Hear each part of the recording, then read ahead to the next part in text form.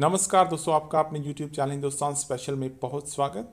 आपको पता है दोस्तों, पाकिस्तान सर से लेकर पांव तक कर्ज में डूबा हुआ है और इस पर वो अपनी जनता को कुछ बोलता है और IMF को कुछ और बोलता है।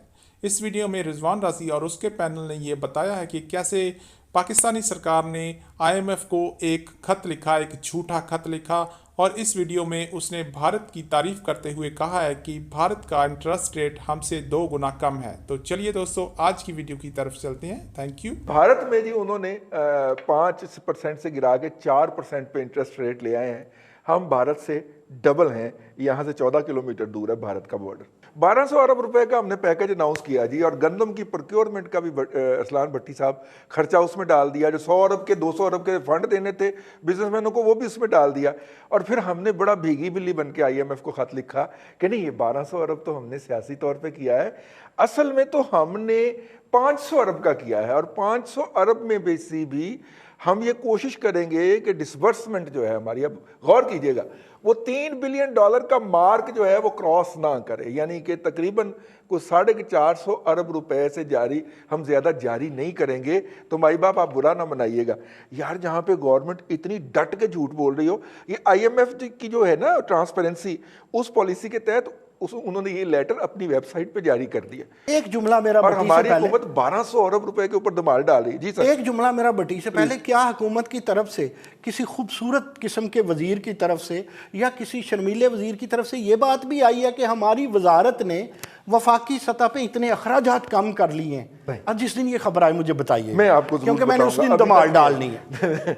असलान भट्टी यार, ये हुकूमत हमें कुछ कहती है, IMF के सामने और झूठ बोलती है यार। रही साहब, इसके लिए जो है ना, मैं आज वो उस तरह का तजिया नहीं दूंगा आपको। मैं एक छोटा सा किस्सा आपको सुनाने लगा हूँ, प्लीज गौर से सुन लीजिएगा। उसके तमाम सवालों के जवाब, महमल से लेकर प्रोफेसर साहब तक और अपना मुमताज भट्टी तक जो है ना, सारे जवाब उसके अंदर आ जाएंगे। एक ट्रक ड्राइवर था जी, एक उसका क्लीनर होता है, एक होटल पे रुके, खाना खाया, उसके बाद एक सिगरेट पिया, बड़ा कड़क किस्म का। और उन्होंने कहा जी उस्ताद जी मैं चलावांगा ट्रक। उसने जनाब पीछे देखा तो पंक्चर था, जैक लगाया, टायर बदला, वो कड़क सिगरेट पीने के बाद भूल गया जैक उतारना। ठीक है जी, ट्रक में बैठ गए। उस्ताद ने कहा 2 घंटे बाद मुझे जगा देना है तुमने। उन्होंने कहा लो जी उस्ताद जी, बिल्कुल डन हो गया। लो जी, उसने दिया, पहला गेयर लगाया, रेस दी, दूसरा, तीसरा, चौथा, 5वां गेयर लगा दिया, धड़ाधड़। ठीक है जी, वो 2 घंटे के बाद वो उस्ताद को कहीं होश आई थोड़ी सी। किधर पहुंचे? उसने कहा सर पता कोई नहीं, लेकिन उस्ताद मोहतरम मैं बड़ी स्पीड आ गया हूँ।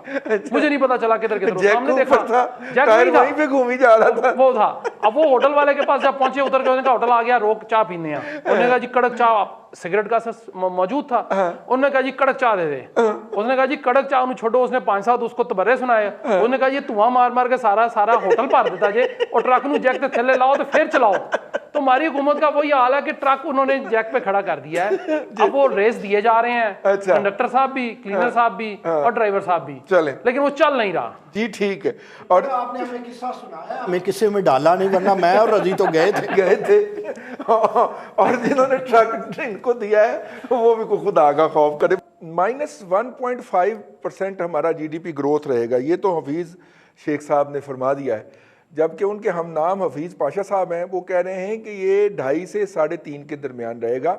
और तकरीबन यही बात डॉक्टर इशफाक हसन साहब ने भी, आपके जो इस्लामाबाद में रहते हैं, उन्होंने भी यही फरमाई है।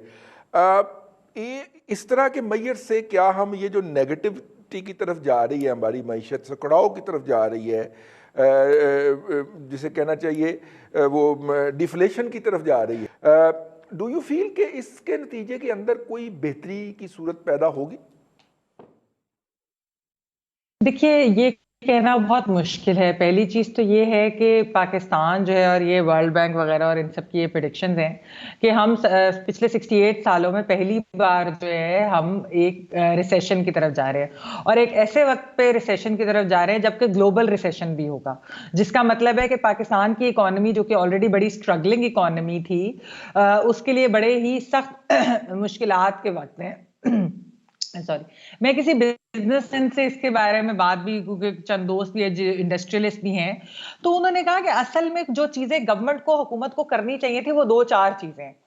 एक तो वो करते हैं कि स्टेट बैंक ऑफ पाकिस्तान जो है वो एसेट्स खरीदता प्राइवेट सेक्टर के भी, ताकि वो बैंक्स के लिए भी एक लिक्विडिटी हो जाती है। फिर जो एक बहुत इंपॉर्टेंट चीज थी वो ये होती कि अगर वो फेडरल वेज सपोर्ट दे सकते इंडस्ट्री को, और साथ ये भी कहते हैं कि जी ये 50% इसमें से हम सपोर्ट आपको तब देंगे अगर एक भी वर्कर, यानी कि जो डेली वेजेस की रोज बात करते हैं खान साहब भी और ये हुकूमत भी करती है, उसको आप फायर नहीं कर सकते, निकाल नहीं सकते। आप ये देखें कि कितनी डाउनसाइजिंग भी हुई है।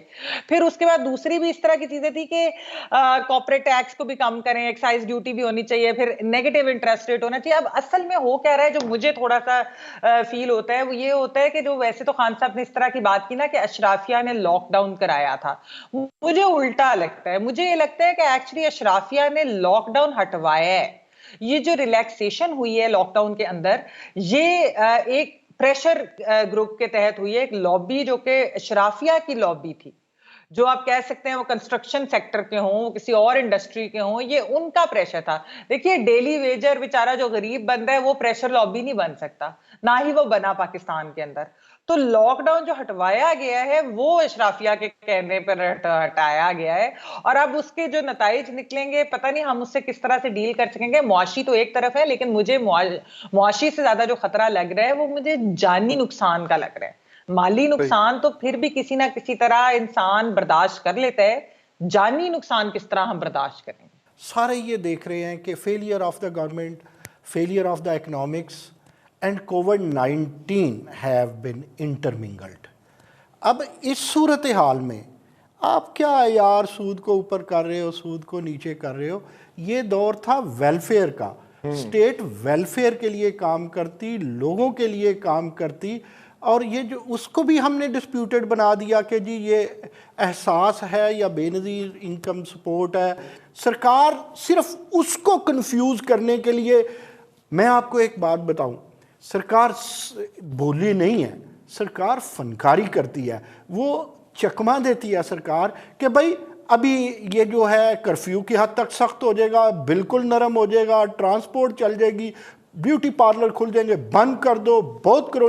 यानी इस चक्कर में डाला हुआ है कि गरीब आदमी इमदाद की तरफ देख रहा है और उसे कुछ नहीं मिल रहा। 2 माह के लिए आप ज़रा कोशिश कर लें। उसके बाद मैं आपके प्रोग्राम में बहुत पहले, रजी अगर आपको याद हो, मैं कह चुका था कि देखिए एड की कोई वैक्सीन नहीं बनी थी, ये वैक्सीन इतनी जल्दी नहीं आएगी। कहने को तो पंजाब यूनिवर्सिटी वालों ने भी वैक्सीन का धमाल डाल ली थी। फिर आप जहां सूद को ऊपर नीचे की बात कर रहे हैं ना, मैं हाथ जोड़ के कहता हूं जो ऊपर नीचे वाली बात है वो करें इन्वर्सली प्रोपोर्शनल। एक तरफ अगर अमदाद बढ़ा रहे हैं तो दूसरी तरफ से एक चीज कम कर लें।